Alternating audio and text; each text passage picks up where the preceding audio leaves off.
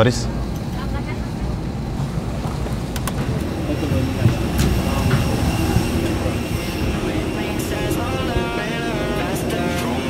Mana texna, mana texna, mana texna, mana texna, mana texna, mana texna, mana texna, texna, mana texna, mana texna.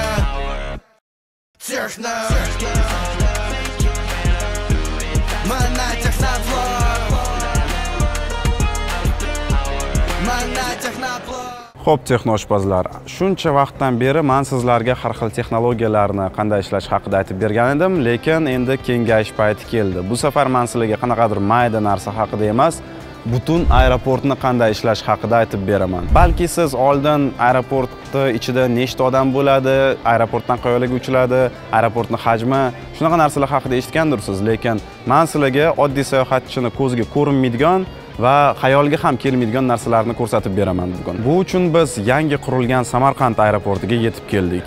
Ko'rsatuvimizga tayyorsiz degan umiddaman. Xullas, salom. Bu Texnoplov, men Sa'dulla Abdullayevman. Faris Boss.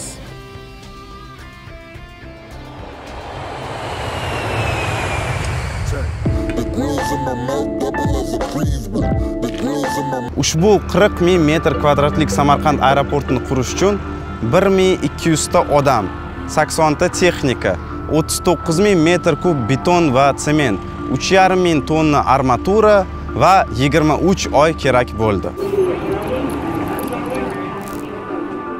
Biz mana hozir aerodromda turibmiz. Aslida ya'ni ishchi bo'lmagan odamlar uchun aerodromda yurish mumkin emas, ayniqsa piyoda ko'rinishda. Hozir biz peron tarafda turibmiz. Peron deb mana bu terminalga tegishli yo'lni atashadi, ya'ni yerni atashadi. Mana bu yerda esa vzlotno-посадочная полоса, o'zbekchasiga uchib ketish va qo'nish yo'lagi.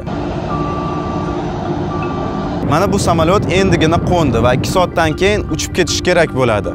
Yo'lda samolyotdan ko'ra yana boshqa transport bor va ana shu transportlar bir-biriga tegib ketmasligi uchun, ya'ni samolyotlarga tegib ketmasligi uchun uni maxsus odam yo'naltirib turadi jezllar yordamida va ana shu odamni marshal deyishadi. Samolyot to'xtashi bilan sizning unga bo'lgan qiziqishi tugaydi. Ammo samolyotni tozalaydigan jamoaning ishi endigina boshlanadi va ular juda qisqa vaqt mobaynida, ya'ni 1 soat, 1,5 soat vaqtning ichida samolyotni butunlay tozalab, toplivani quyib, ichlarini tayyorlab qo'yib, keyin uchib ketishi uchun tayyorlab qo'yish kerak bo'ladi. Va eng chalkashi ichidagi bagajlarni, ya'ni uchib kelgan odamlarning bagajlarini bo'shatishadi, keyin esa uchib ketayotgan odamlarning bagajini joylashtirish kerak ular. Nega chalkash deb so'rasangiz, agarda samolyotga u kim kelganini ulgurmasa, ona o'sha odamning bagajini topib, mana shu butunlay hamma chemodanlarning orasida bagajni topib chiqarib qo'yish kerak bo'ladi. Va bu hammasi qisqa vaqt ichida.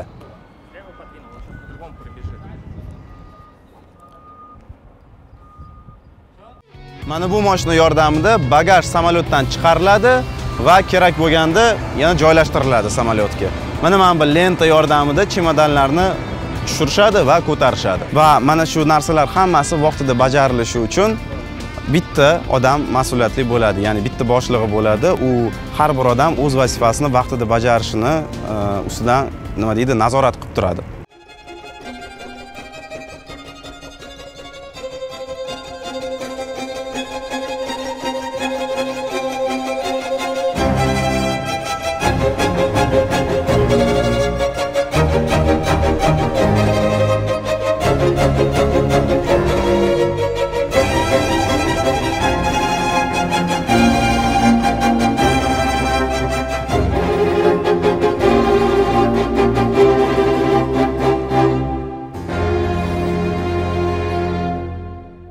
Barcha ishlar bitgandan so'ng odamlar samolyotning ichiga o'tirgan tayyor bo'lishadi va samolyotning ichiga ba'zi bir paytlarda mana bu teleskopik trap yordamida o'tirishadi.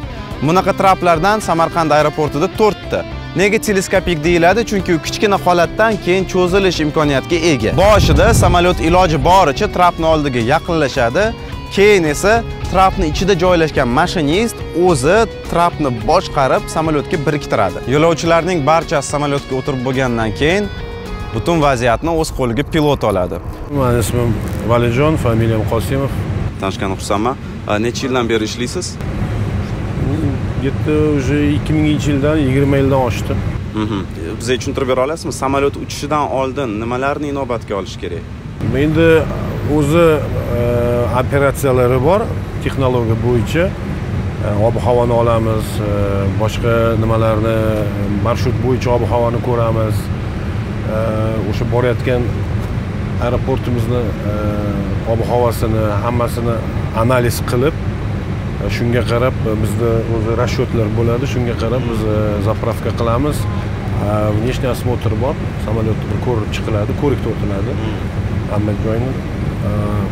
И bu yerda shu texnologiya bo'yicha o'zimizning protseduralarimiz bor. Hamma sistemalarni tekshirib tayyorlaymiz. Просто puxta hammasini puxta qarab haligi tayyorlash kerak. Samolyot endi uchishni boshlaganda dvigatellarni to'liq quvvatga qo'ymasdan 30% quvvatini qo'yish kerak deb eshitganman. Shu rostmi? Disbalans bo'lishini oldini olish uchun. Endi bor shunaqa bizda, mana misol uchun mana bu yerda uchish payti bu yerda mana birinchi, ikkinchi dvigatellarni parametrlari ko'rsatiladi. Shunda 50% ko'rsatadi, 50% qo'yiladi. 50% qo'yiladi, keyin tekshiriladi. Biz texnologiya hammasi ingliz tilida tekshirilib, и дальше qo'yiladi, o'sha взлетный rejim qo'yilib uchib ketiladi. Samolyot qancha masofani o'tib bo'lgandan keyin mana yurishni boshladinglar, qanchadan keyin to'xtash mumkin emas? Shunaqa narsa bormi o'zi? Bor, albatta mana nimada mana shu kompyuterda hamma narsa hisoblanadi. Kiritiladi bu yerga ob-havo, shu massasi samolyotni, temperatura, hamma narsa mana shu yerga kiritiladi. Bu shu yerda o'zi hisoblanadi. И shunda tezliklar bor. Misol mana bu yerda bor, mana V1, rotate, V2 degan tezliklar bor. V1 mana shu tezlikka o'shangacha bo'lsa agar to'xtash mumkin. Agar biron bir seryozni отказ bo'lsa, u har xil bo'ladi. U o'zi hisob har xil bo'ladi. Undan keyin davom ettiriladi, keyin boshqatdan qo'nishi mumkin. Yana bitta shaxsiy savol, pilot oyligini bilsak bo'ladimi? Endi to'lashadi normal, shunga qarab, lekin men aytolmayman qancha. Men podkastga beraman. 5000 dan ko'proq.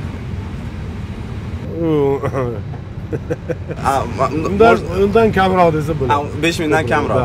No, haliga nima deydi, mamnun bo'lib qolasizlar. Ya'ni hamma narsaga yetadi. Albatta, hozir yaxshi bizni kasbga e'tibor berilib, yaxshi to'lanadi. Tushunarli. Aytgancha, samolyot qanday qilib uchadi deb o'zingizga savol bergan bo'lsangiz, hozir soddaroq qilib tushuntirib berganni harakat qilaman. Ahamiyat bersangiz, samolyotning qanotining tepa tarafi bo'rtib chiqqan bo'ladi, tagi esa yalpoq bo'ladi. Demak, samolyot yurishni boshlaganida qanotga urilgan havo ikkita oqimga bo'linib ketadi, tepa oqimga va past oqimga. Tepa oqimi ko'proq masofani o'tgani majbur bo'lgani uchun uning tezligi oshadi. Fizik qonunlari bo'yicha agarda havoning tezligi oshsa, uning bosimi kamayadi. Agarda tezligi pasaysa, bosimi ko'payadi. Shu deb qanotning tepa tarafida kamroq bosim bo'ladi, past tarafida ko'proq bosim bo'ladi va pastdagi bosim kuchliroq bo'lgani uchun u samolyotni tepaga ko'tarib yuboradi. Bu juda ham sodda tushuntirish. Bu haqida hali alohida video olamiz. Shuning uchun bizani qo'llab-quvvatlab turing, kanalga obuna bo'ling, like bosing. Mana qaranglar, har doim obuna bo'lib like bosganingiz uchun biz aeroportni taqriz qilgani keldi. Ya'ni aeroportda qanday ishlashini tushuntirib berish uchun video olishni boshladik. Natijalar shunaqa bo'ladi.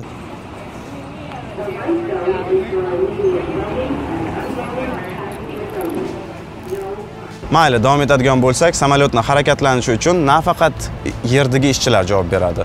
Mana bu dispetcherchilik minorasida samolyotning qayerga yurishi, qachon uchishi va qanday uchishini hal qiladigan odamlar o'tirishadi mana shu yerda. Biz hozir shu mana dispetcherchilik minorasiga ko'tarildik, faqat ichidan syomka qilish mumkin emas ekan, shuning uchun tashqarisiga chiqib videoga olyapmiz. Xullas, samolyotlar soni ko'p bo'lgani uchun uchib keladiganlar uchun alohida yo'l bor, uchib ketayotganlar uchun alohida yo'l bor. va masalan dispetcherdagi odamlar ular samolyotga qo'nish mumkinmi yoki uchib ketish mumkinmi, ana shu narsalarni hal qilishadi. Yoki masalan ikkita samolyot yonma-yon uchrashib qolsa, qaysi birini o'tkazib yuborish kerak ekanligini ham ular hal qilishadi. Undan tashqari yana boshqa juda ham muhim vazifalarni bajarishadi. Shuning uchun ularga xalaqit qilish mumkin emas. O'zi charchaganim uchun o'tirganim yo'q. Boshim bilan ularga xalaqit qilyotgandim. Shuning uchun o'tirib olishimga to'g'ri keldi. Ya'ni mana bu tepamdagi oyna oxirigacha ochiq bo'ladi va ular hamma narsani ko'rib turish kerak bo'ladi. Hozir yana bu yerni boshlig'i bilan gaplashdik. Ular bizga yana ko'proq narsani tushuntirib berdilar. Dispetcherning ishi mana samolyotning eshigi yopildimi, bo'ldi. Shu bilan pilot dispetcherning gapiga quloq solish kerak. Ya'ni masalan dvigatelni yoqish, uchish, ya'ni qanaqadir yana boshqa sozlamalarni o'rnatish, hammasida uchib kelmaguncha, ya'ni boshqa davlatga yoki boshqa shaharga borib uchib qo'nmaguncha dispetcherga quloq solib turish kerak ekan. Yana dispetcher bo'lish uchun esa transport institutiga kirib, maxsus yo'nalishda o'qib, bu yerga diplom bilan kelish kerak.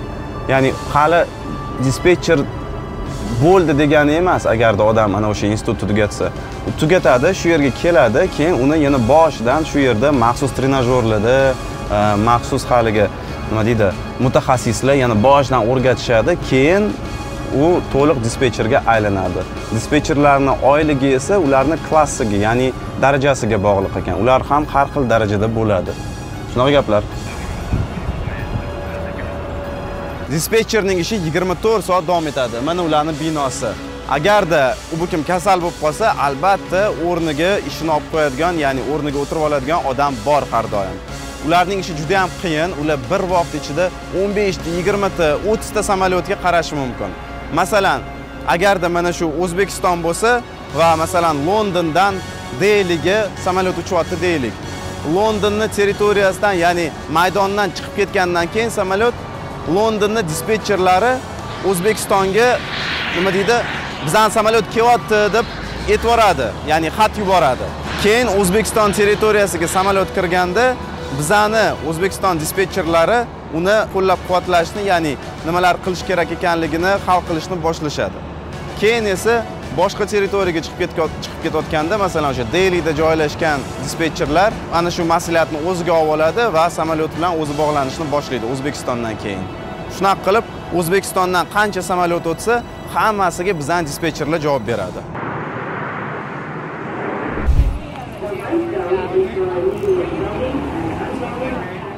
Endi agarda aeroportning ichiga o'tadigan bo'lsak, u 1 soat ichida 1000 ta odamni o'tkaza olish kerak yoki 1 yil ichida 2 million ta odamni. O'zbekiston tarixida o'zi birinchi marta shaxsiy tashkilot davlat bilan hamkorlikda aeroportni qurdi va yurityapti. Shuning uchun eski davrlarga qaraganda bugungi Samarqand aeroporti zamon talablariga javob beradi. Aeroportni xorijiy tashkilot Air Marakanda boshqaradi va u Uzbekistan Airports tashkiloti bilan birgalikda aeroportning loyihasini amalga oshirishgan. Undan oldin esa 1967-yilda bu yerda birinchi Samarqandning terminali qurilgan edi. Bu aeroportdan 11 ta yo'nalishga uchadi samolyotlar. Moskvaning 3 ta aeroporti, Irkutsk, Novosibirsk, Yekaterinburg, Sankt-Peterburg, Almata, Istanbul va Toshkent. Va undan tashqari yaqinda sentyabrda Dubayga uchishlar ham boshlanadi bu yerdan. 2030-yilda esa yo'nalishlarning soni 30 gacha yetib borishi kerak. Bu kabi yangi inshootlar va loyihalar hukumat tomonidan tashkillashtirilayotgan yangi reformalar deb qurilyapti o'zi. Umid qilamizki va ishonamiz, bu katta islohotlarning endi boshlanishi. Ish hali ko'p, lekin birinchi natijalarni ko'rib, rejalar amalga oshib, tanlangan yo'l bardavom bo'lishini istab qolamiz. Islohotlar haqida ko'p gaplar bo'ladi, lekin uni amaliy natijalarini ko'rib, o'rganib chiqish umuman boshqa tuyg'u ekan. Samarqand aeroportini ajratib turadigan taraf shuki, bu yerga istalgan odam pasportni ko'rsatmasdan kira oladi, bemalol. Yoki masalan istalgan mashina terminalning oldiga kela oladi, chunki xavotir olgani sabab yo'q. Aeroportning atrofida kameralar joylashgan va ular hamma narsani kuzatib turadi. Ba'zi bir aeroportlarda bojxona zonalari mavjud. Bu yerda esa atiga shu narsalaringizni tekshirishadi, dasmotr qilishadi va shu bilan bemalol yo'lingizni davom ettiraverasiz. Bu aeroport rahbariyati nima deydi? Yo'lovchilarning qulayliklarini o'ylashgani uchun qilingan. Ya'ni ularning qulayliklarini boshqa narsalarga qaraganda ustunroq qo'yishadi. Xullas, agarda yo'lovchini sayohatini noldan tasvirlab beradigan bo'lsak, u birinchi bo'lib ro'yxatlanish stoykasiga boradi. U yerda chiptasini jismoniy ko'rinishda oladi, chimodanni topshirib yuboradi va shu bilan sayohatini davom ettiraveradi. Chimodanni yo'lak ustiga qo'yishingiz bilan u ham o'z sayohatini boshlaydi. Mana hozir chimodanning sayohatini uning ko'zi bilan ko'rishimiz mumkin bo'ladi. Xo'p, mana chimodanning orqasiga Fariza telefonni boylab qo'ydik. Agar telefonni bu narsa qilsa, meni yangi telefon olib berasan deb mendan va'da oldi. Hozir mana lentaga qo'yamiz, ya'ni yo'lakka qo'yamiz. Xo'p, rekni bosdim. Rek boshlandi. Qo'yamiz.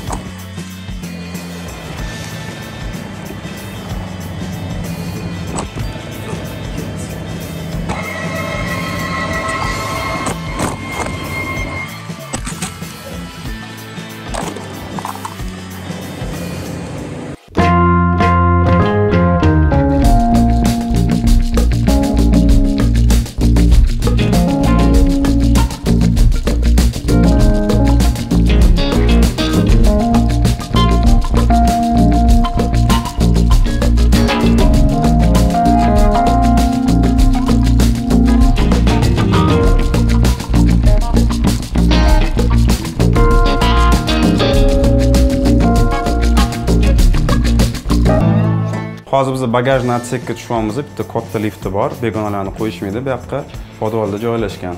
Hozir qanaqa ishlashini ko'rsatib berishadi.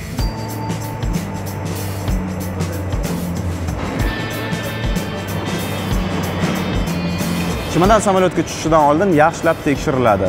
Masalan, ichida giyohvand moddalar yoki portlovchi moddalar bormi yoki yo'qmi? Ana shunaqa narsalarni tekshirish uchun ichning hidlash qobiliyatini ishlatishadi va agarda chimodanning ichida bu narsa topilsa, chimodanni chiqarib, ochib, ichini yaxshilab yana bir marta tekshirishadi. Samarqand aeroportida bunaqa kuchuklardan 3 ta bor, ular shu yerda yashashadi va hali hech narsa topilgani yo'q Samarqand aeroportida. Masalan, giyohvand modda yoki portlovchi moddalar topilgani yo'q. Yangi aeroport, hammasi tinch. Agarda mana masalan kuchuk, mana masalan shu chimodanning ichida bu narsani topib olsa, uni yeritishni boshlamaydi. Shunda chimodanni oldida o'tirib oladi, bo'ldi. Demak, ichida nimadir bor. Shundan keyin chimodanni ochishni boshlashadi. Mana shunaqa holatda o'tirib oladi chimodanni oldida. Hozir nimadir topdi degani emas bu. Shunchaki bizga ko'rsatib berish uchun kuchukni o'tkazib qo'yishdi bu yoqqa. Xullas, sayohatchi o'zini ro'yxatlashtirib bo'lgandan so'ng pasport tekshiruviga o'tadi. Pasport tekshiradigan kabinalar bu yerda uchib kelayotganlar uchun 10 ta, uchib ketayotganlar uchun 15 ta. Shuning uchun tez-tez ishlagani harakat qilishadi va tez-tez ishlashadi. Ushbu jarayon odamning pasporti yordamida uning uchib ketgan haqqi bormi, vizasi joyidami, qayerga uchib ketyapti, nimaga uchib ketyapti, shunaqa narsalarni aniqlashtirib olish uchun o'tkaziladi. Masalan, agarda sizga davlat tarafdan uchib ketish taqiqlangan bo'lsa, ushbu kabinadagi odamlar sizni o'tkazib yuborishmaydi. Pasport tekshiruvini o'tib bo'lganingizdan so'ng siz duty free zonasida o'z vaqtingizni sarflab tursangiz bo'ladi uchib ketmaguningizcha. O'zi bilmaganlar uchun duty free bu soliqlardan ozod zona, ya'ni duty free da sotiladigan narsalar davlatning ichida sotiladigan narsalardan arzonroq. Chunki aytganimday soliqlarsiz sotiladi. Uchib ketish kerak bo'lganda odamlar gate'larga yo'nalishadi, ya'ni uchib ketish yo'lagiga chiqish desak ham bo'ladi. Oldin chiqishingizdan oldin chiptangizni va pasportingizni odam tekshirar edi, lekin hozir e-gate'lar paydo bo'lgan. Ya'ni e-gate'ga kelib pasportingizni o'zingiz qo'ysangiz, u pasportingizni tekshirib, ya'ni vizalaringizni tekshirib olib, hamma ma'lumotlarni tekshirib olib, sizni o'tkazish yoki o'tkazmaslikni hal qiladi. Samarqand aeroportida 6 ta e-gate bor va ularning yordamida siz odamning yordamisiz pasportingizni tekshirtirib, bemalol yo'lingizni davom ettirsangiz bo'ladi. Mana masalan bu yerga pasportingizni qo'yasiz. Bu sizni ichkariga o'tkazib yuboradi. Ichkarida esa yuzingizni rasmga oladigan va tekshiradigan yana bitta uskuna bor. Ana o'shandan keyin bemalol o'tib ketsangiz bo'ladi. Oldin esa odamlar bilan turish kerak bo'lar edi. Odam sizni pasportingizni o'zi tekshirib o'tirardi va bunga vaqt ketib qolardi. Samarqand aeroportining ushbu optimallashtirilgan tizimi, ishlashi va yangi apparatlari deb uning odam o'tkazish qobiliyati bir necha marta oshishi kerak. Masalan, Lufthansa Consulting degan kompaniya ushbu aeroportga tegishli o'rganishlarni o'tkazishganida, bu aeroport yiliga 2 million odamgacha o'tkaza oladi deyishgan. Xo'sh, hamma narsani aytib berdim shekilli. Samarqand aeroporti rostdan ham juda ham katta va zamon talablariga javob berar ekan. Bu yerga bekor kelmaganimni o'z-o'zimga isbotlab berdim. Va aeroport ishlashini sizga ham boshdan oxirigacha yaxshi tushuntirib bera oldim degan umiddaman. Xullas, agarda bu savolinglar bor bo'lsa yoki men bu narsani aytib o'tmagan bo'lsam, izohlarda yozinglar. Hamma savolinglarga javob bergani harakat qilamiz. Sizlar esa Texnoplov kanalida edinglar. Sizlar bilan men Sadul Abdullayev, Fariz Abduraimov va bizning operatorimiz Andrey Chupko edi. Like bosinglar, obuna bo'linglar. Keyingi videolarda ko'rishguncha, xayr. Mana texno, mana texno, mana texno, mana texno, mana texno, mana texno, mana texno. Gapir. Soat ertalab 5. Texnikani hozir yig'ib Samarqandga mashinada ketyapmiz. Bizga omad. Uxlab qolmasam bo'ldi. Shunaqa gaplar. Техно. Mana texno. Пару слов быстро. Sami yo'l bilmayman, harakat qilamiz. Mana texno. Пару слов. Samolyot shoshyapti, uchib ketish kerak. O'shanga syomkani to'g'rilab, tez-tez bitiryapmiz. Gapirishlarni ustidan qo'yib beramiz keyin.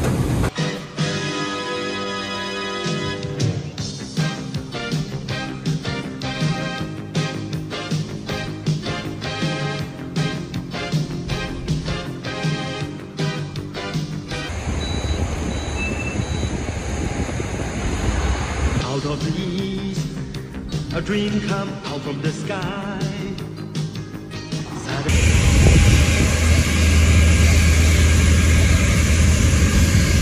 Давайте.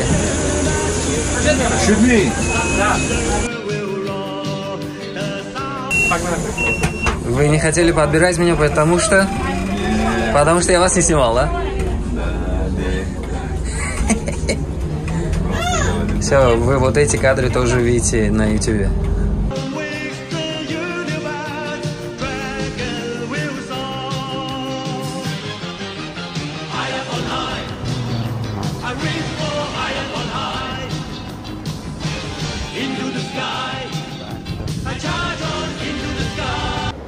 А где чемодан? Out of the east, a dream come out from the sky. Setting me free through the clouds. Obuna bo'linglar, like bosinglar, qolgan keyin еще раз. Да. Out of the Идем. a dream come out from the Не sky. останавливаемся, идем. Hozir mana Farizni tekshirishyapti. Cho'ntagiga taqiqlangan modda solib qo'yganman. O'shani ko'ramiz hozir nima bo'lishini.